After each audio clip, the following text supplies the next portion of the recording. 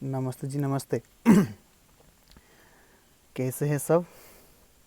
Hopefully आप सब बढ़िया होंगे। मैं भी बता दूं, मैं बहुत अच्छा हूं। जैसे कि आप सब जानते हैं, लॉकडाउन के दौरान हम कुछ वीडियो क्लासेस प्रोवाइड कर रहे हैं। जो भी स्टूडेंट्स हमसे अपना तैयारी कर रहे थे और उन लोगों का कुछ कोर्स बाकी था, जिसको हमने कोशिश की है कि उनके पास अवेलेबल कर सकें, so that they will be make their preparation, right. तो ऐसे ही कुछ आज मैं एक वीडियो लाने वाला हूँ। अभी हम जीएसटी का एक पोर्शन था जिसको हम शायद कवर कर दिया था, लेकिन उनका लास्ट कुछ वाला बाकी था। तो मैं कोशिश करूँगा कि जो भी हमने कवर किए थे उसका कुछ रिवीजन पहले हो जाए, उसके बाद जो भी वाला बाकी था उसको हम कवर कर लेंगे, राइट।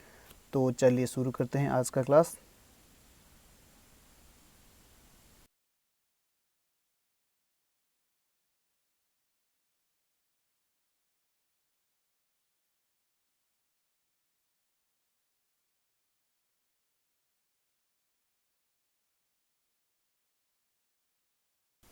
ओके।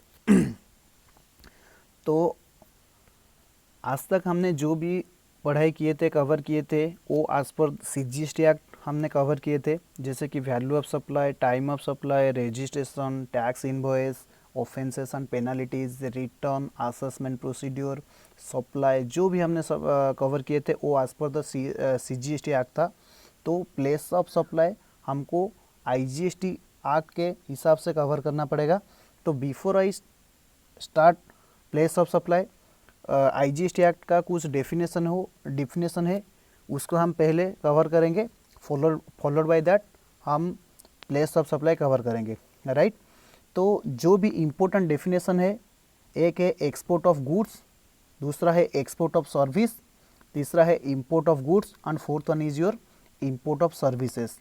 तो पहले हम कवर करेंगे import of goods, sorry export of goods, right. पहले हम कवर करेंगे एक्सपोर्ट ऑफ गुड्स, राइट। तो export of goods means taking goods out of India to a place outside India. जो भी गुड्स इंडिया से आउट ऑफ इंडिया को supply होगा उससे हम क्या कहेंगे? एक्सपोर्ट ऑफ गुड्स कहेंगे। ध्यान दीजिए, जब भी कोई गुड्स एक्सपोर्टेड होगा, एक्सपोर्ट ऑफ गुड्स होगा, तो उससे हम क्या कहेंगे ना? जीरो रेटेड सप्लाई कहेंगे, राइट। जैसे ही कोई गुड्स एक्सपोर्ट होगा उससे हम क्या कहेंगे ना? जीरो रेटेड सप्लाई कहेंगे, राइट। जब भी कोई जीरो रेटेड सप्लाई होगा तो उसका क्या बेनिफिट है? पहला बेनिफिट है, तो हमको कोई भी जीएसटी पेमेंट नहीं करना पड़ेगा। That is no GST is required to pay, right. जब भी कोई जीरो रेटेड सप्लाई होगा उसके ऊपर हमको कोई जीएसटी पेबल नहीं करना पड़ेगा। दूसरा बेनिफिट क्या है? हमको क्या मिलेगा ना? We are eligible to get ITC. We are eligible to get ITC. हमको क्या मिल जाएगा ना? आईटीसी का बेनिफिट मिल जाएगा। ध्यान दीजिए, आईटीसी में हम कवर किए थे, आईटीसी का बेनिफिट लेने के लिए जब भी हमारा कोई आउटपुट टैक्स लाइबिलिटी अराइज होता है आउटवर्ड सप्लाई से, तभी हम क्या ले सकते थे ना? आईटीसी का बेनिफिट। आईटीसी का बेनिफिट हमने क्या कर सकते थे ना? अवेल कर सकते थे, राइट। तो ध्यान दीजिए, यहाँ पे क्या होगा? जब भी कोई जीरो रेटेड सप्लाई होगा तो हमारा आउटपुट टैक्स लाइबिलिटी तो जीरो हो जाएगा। तो इस यहाँ पर क्या हो जाएगा? आउटपुट टैक्स लाइबिलिटी जीरो होने पर भी हमको क्या मिलेगा ना? आईटीसी का बेनिफिट मिलेगा। तो बताइए, तो और एक क्वेश्चन आ रहा है यहाँ पे, तो हमारा आउटपुट टैक्स लाइबिलिटी जीरो है, हम आईटीसी का बेनिफिट लेके क्या करेंगे? ध्यान दीजिए, जनरली आईटीसी का रिफंड नहीं मिलता है। जनरली आईटीसी का रिफंड नहीं मिलता है, राइट। लेकिन लेकिन अगर कोई जीरो रेटेड सप्लाई होता है, एक्सपोर्ट ऑफ गुड्स होता है, वहाँ पे क्या होता है ना? सेक्शन 54 की तहत, सेक्शन 54 की तहत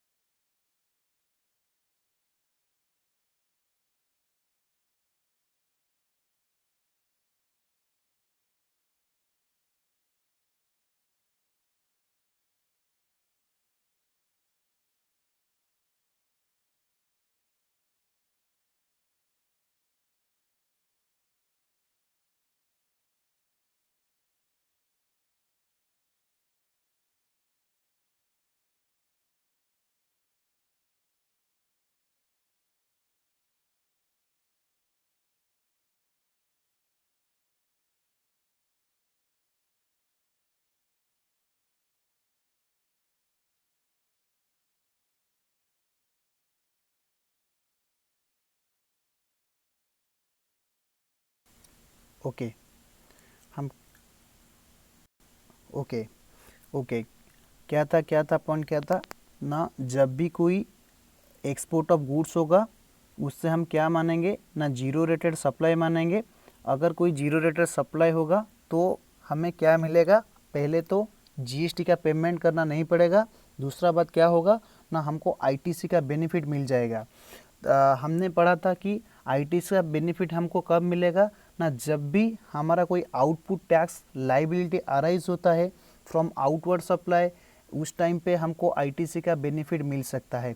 लेकिन अगर कोई गुड्स क्या होता है ना, एक्सपोर्ट होता है, उसको हम जीरो रेटेड सप्लाई मानते हैं और अंडर जीएसटी लॉ उसको जीरो रेटेड सप्लाई ट्रीट होगा और उसके हिसाब से हमको क्या मिल जाएगा ना, आईटीसी का बेनिफिट मिल जाएगा। दूसरा क्वेश्चन हम क्या डिस्कस कर रहे थे, थोड़ा इंटरप्टेड हुआ था। दूसरा क्वेश्चन, दूसरा पॉइंट ये था कि जनरली हमारा तो आउटपुट टैक्स लाइबिलिटी जीरो है। आउटपुट टैक्स लाइबिलिटी क्या है ना, जीरो है, तो हम आईटीसी का बेनिफिट लेके क्या करेंगे, ध्यान दीजिए, जनरली आईटीसी का रिफंड नहीं होता है, जनरली आईटीसी का रिफंड नहीं होता है।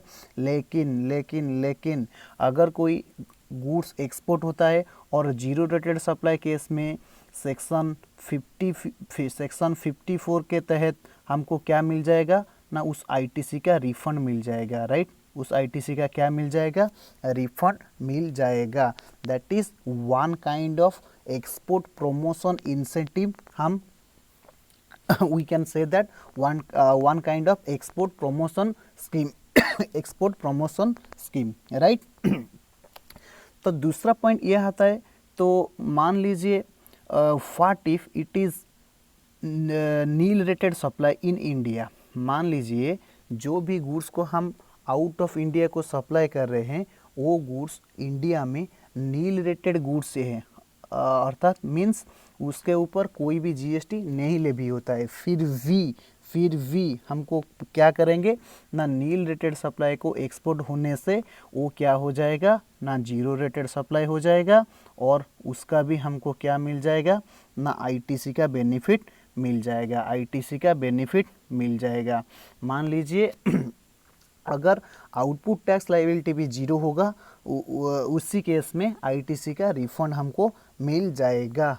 और तीसरा बात मैं यहाँ आपका नोटिस में लाने के लिए चाहूँगा, अगर इंडिया में ओ गुड्स फुल्ली एग्जेम्प्टेड है, याद कीजिए जब हमने कवर किया था section 9 sub section 5 alcohol liquor for human consumption and petroleum product, 5 petroleum product जो कि क्या था, एग्जेम्प्टेड था।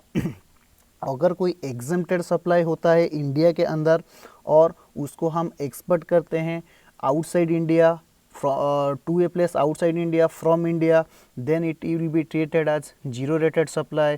देन हमको क्या होगा ना, उसके ऊपर कोई जीएसटी पेमेंट नहीं करना पड़ेगा और हम क्या कर सकते हैं ना, आईटीसी का रिफंड ले सकते हैं, आईटीसी का बेनिफिट अवेल कर सकते हैं, राइट। ओके तो आई होप ये पॉइंट आपको क्लियर होगा, you are comfortable in this point, right. तो दूसरा पॉइंट आता है export of service. Section 2 clause 6 of IGST act के हिसाब से एक्सपोर्ट ऑफ सर्विस क्या होता है, ध्यान दीजिए।